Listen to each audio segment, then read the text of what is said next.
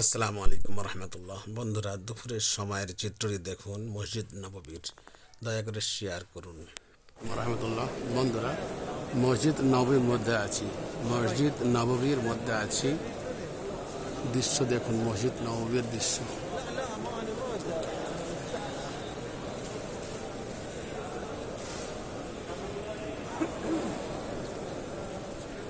জোহরের নামাজের পর সময়, জোহরের নামাজের পরের সময় দেখুন